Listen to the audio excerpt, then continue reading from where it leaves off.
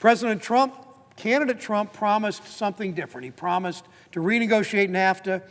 The problem is when he put his agreement in front of us, it was the same old, same old. It was the same old economic policies. It again put corporate interests in the center of this trade agreement. It was a trade policy that was like all of our trade policy in the past. Over and over again, this president's portrayed workers, from tax giveaways to corporations to his judges that put their thumbs on the scale, always supporting corporate interests, corporations over workers, always supporting Wall Street over consumers. And as we know, down the hall where Senator McConnell's office is, almost every day he walks down here to try to confirm far-right extremist judges, always young judges, that do that same thing, that put their thumb on the scales of justice, always supporting corporations over workers. And as I said, last year we got an initial draft of President Trump's agreement, another betrayal. His first NAFTA draft was nowhere near the good deal that the president promised. He had negotiated, pure and simple, another corporate trade deal. It meant nothing for workers, and it was a sell to drug companies. In fact, the White House, Madam President, the White House looks like a retreat for Wall Street executives, except on Tuesdays and Fridays when the White House looks like a retreat for drug company executives. It took Senator Wyden and Speaker Pelosi and unions months and months and months working together to improve this deal. The president resisted and resisted and resisted, but we finally approved a deal to put workers at the center of our trade policy. We have a provision that Senator Wyden and I will talk about that says violence against workers is a violation of the agreement. Might sound obvious, never been in a trade deal before. For the first time ever, we spell out workers' right to strike. Again, it should be obvious, but never included before. If the workers don't have that right to strike, not something that workers want to do very often, if ever. My wife, whose dad was a utility worker in the union for 35 years, talks about growing up. They went on strike twice when she was a kid. Workers never get back from a strike, never really recover from that strike, but sometimes they have to. It needs to be in trade agreements to make sure worker rights are protected. We've improved some of the legalese that since the beginning has been included in our trade agreements to make it nearly impossible to win a case when a country violates its labor commitments. And most importantly, we secured our Brown-Wyden provision that amounts to the strongest ever labor enforcement ever in a U.S. trade deal. The provision that Senator Wyden and I wrote and fought for is the first improvement to enforcing the labor standards in our trade agreements since we've been negotiating them.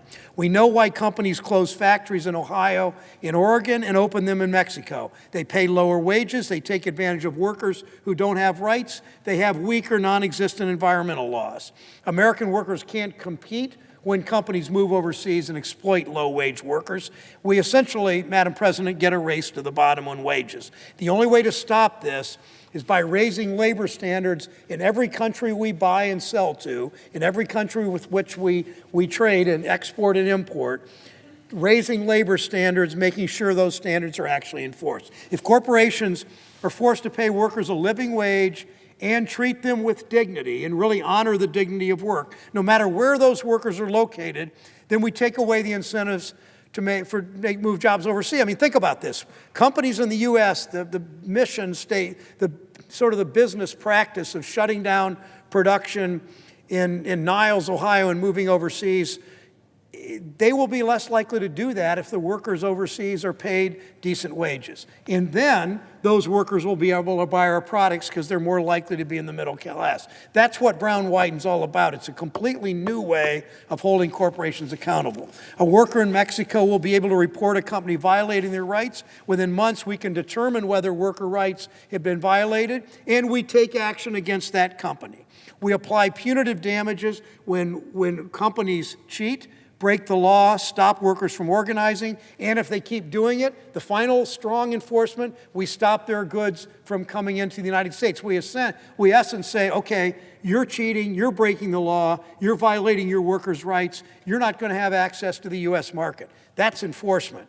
When Mexican workers have the power to form real unions and negotiate for higher wages, it helps our workers. Mexican workers right now can be paid as little as $6.50 a day. The minimum wage in Tennessee and Oregon and Ohio, the minimum wage is higher than that in our country per hour. This is $6.50 a day. We've been asking American workers to compete with that. We've already heard some critics say Brown-Wyden will force Mexican wages to rise. I know a lot of CEOs that make $7, $8 million a year want to keep wages low in other countries, but they accuse us of forcing Mexican wages to rise. That's kind of the point. That's what we want to do, because it takes away incentives for those CEOs, those $7, $8, $9 million a year CEOs in America, from looking abroad to hire cheap labor and to exploit workers and make more money for themselves. I want to especially thank Senator Wyden. Without him and his staff, without him endorsing the proposal, without him pushing aggressively, we would not be here. I want to be clear, though, we will be straight with American workers. It's not a perfect agreement. One trade deal that Democrats fixed over the president's opposition, but the Democrats fixed is not going to bring back auto plants like the president promises. I have real concerns that the auto rules of origin are much weaker than the administration says they are. We know the administration always exaggerates its successes and doesn't tell the truth about many of the things it does. We know that this trade agreement was a corporate trade agreement, not a worker trade agreement. Now, workers are at the center. We'll be watching the president. He needs to ensure companies actually comply with these rules. I'll demand we strengthen them if we need to. One trade deal that Democrats fixed also won't undo the rest of Trump's economic policies. It's a policy that, as I said, put corporations over workers. We haven't raised the minimum wage because the president's opposed. The president took overtime pay away from 50,000 Ohioans by changing the rule on how overtime paid. This deal isn't going to fix all that. This USMCA isn't going to stop outsourcing when we have President Trump's tax plan that gives companies a tax break to send jobs overseas. I'm going to keep fighting President Trump's corporate trade policies and tax policies, just as we did with this agreement. We have more work to do to make our trade agreements more pro-worker.